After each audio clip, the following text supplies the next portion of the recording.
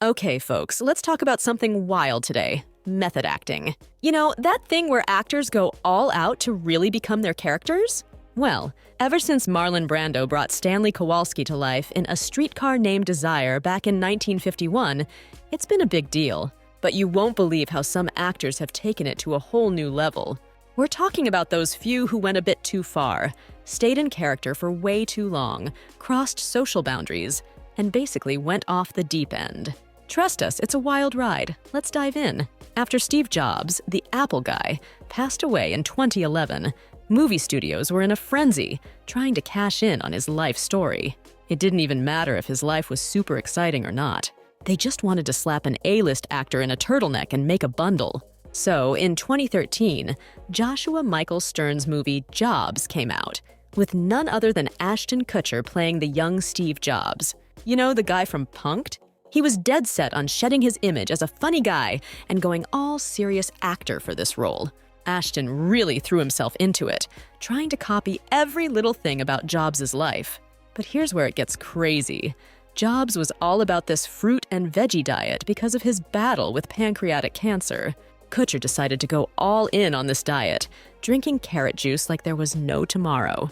Well, that didn't end well. Instead of becoming the next Steve Jobs, Ashton ended up in the hospital with a bout of pancreatitis. Now let's talk about this classic legal drama, Kramer versus Kramer, from 1979. It's one of those movies that really made a mark in the genre, and it brought out some unforgettable performances from its stars, especially Meryl Streep and Dustin Hoffman, who play the husband and wife in a bitter battle. Now, Dustin Hoffman, who was already known for his serious acting chops, really dove headfirst into his role as Ted Kramer. He played this miserable, self-absorbed workaholic, which was pretty much the opposite of his real personality. And he didn't just stay in character during takes, he took it to the next level. Hoffman was all about creating tension and getting the best out of everyone in the cast. He wanted to find their real vulnerabilities and use them on screen. Unfortunately, Meryl Streep took the brunt of it.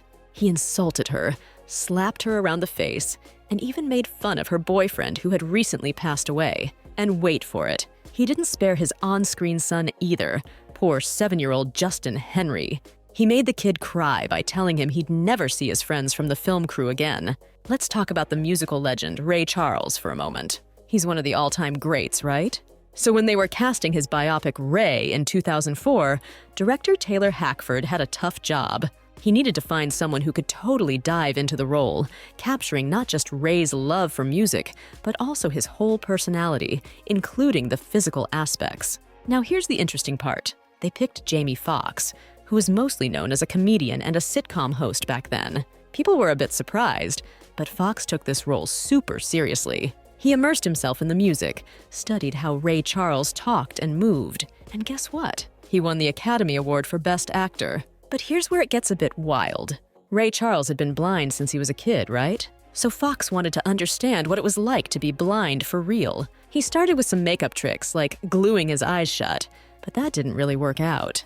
So they went with prosthetics that covered his eyes during the entire shoot. Yep, he couldn't see a thing while making the movie. Now that's what you call dedication. Let's dive into Steve McQueen's debut film, Hunger, which hit the screens back in 2008. This movie really set the stage for McQueen's career, which would go on to tackle some heavy-duty subjects and social issues. It's all about the 1981 Irish hunger strike during the Troubles in Northern Ireland, and it stars Michael Fassbender as Bobby Sands, a real-life IRA prisoner who sadly passed away in prison. Now here's where it gets intense. Fassbender was pretty new to dramatic roles at the time, but he wanted to do justice to the character. So, he decided to go all in and prepare like there's no tomorrow. And guess what? He and McQueen thought it was crucial to show just how much the hunger strike took a toll on Sands. So Michael took it upon himself to starve alongside his character. The thing is, a nutritionist said he shouldn't go below 900 calories a day, but Fassbender pushed it to the limit and dropped down to just 600 calories a day. He survived on a couple of berry packets and a sardine each day for a whole 4 weeks,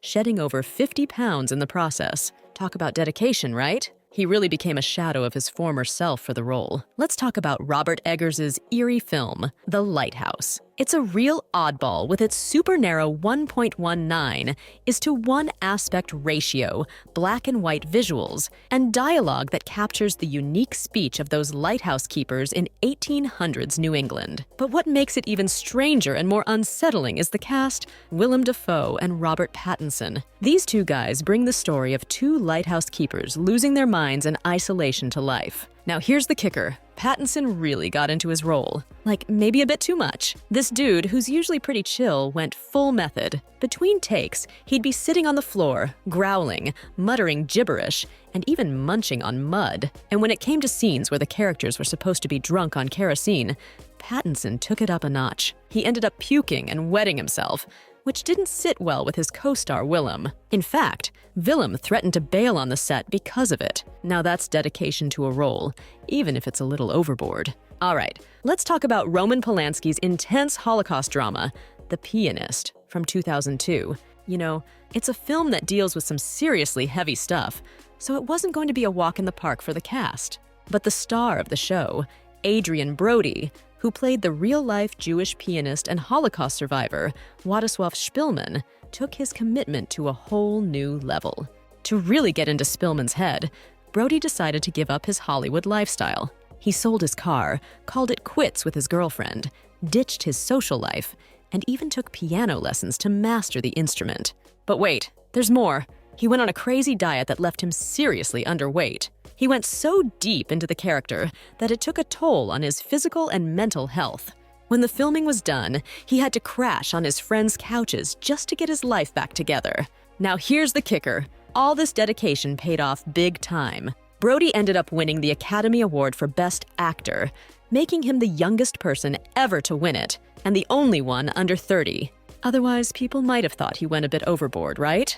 Now let's talk about Jim Carrey's wild time on the set of Man on the Moon, that Andy Kaufman biopic from 1999. You'd think having Jim Carrey around would mean non-stop laughter, right? Well, think again. Carrey decided to go all in with method acting and turn the whole set into a roller coaster of bizarre characters. Now, if you want the juicy details, there's a documentary called Jim and Andy: The Great Beyond from 2017 that spills the beans. Carrey didn't just play Kaufman, he became him, even slipping into Kaufman's other personas on a whim. There's this guy, Tony Clifton, an obnoxious lounge singer, and Carrey took it so seriously that he bought a convertible just like Clifton's and drove it around. But here's where it gets really weird. Carrey never dropped character, not even for a second. He had everyone on set scratching their heads and even left the director, Milos Forman, baffled. Forman later said he never worked with Jim Carrey, which is kinda nuts. Now the craziest part? Carrey stayed in character when he met Andy Kaufman's parents, Stanley and Carol. You'd think that would be crossing the line, right? Luckily, they rolled with it and did their best to accommodate Carrey's antics. It was a wild ride on that set, that's for sure. Alejandro González Iñárritu's movie The Revenant from 2015 pushed the boundaries for both the director and the star, Leonardo DiCaprio. Iñárritu was known for his contemporary dramas, but he took a leap back to the 1800s to tell the story of fur trapper Hugh Glass. And who better than Leo to play him, right? The guy's always been all about his art and getting that Oscar attention. Now Leo was dead set on winning that elusive Oscar, and he was ready to do whatever it took. This meant shooting in freezing conditions on location, something most of us would think twice about.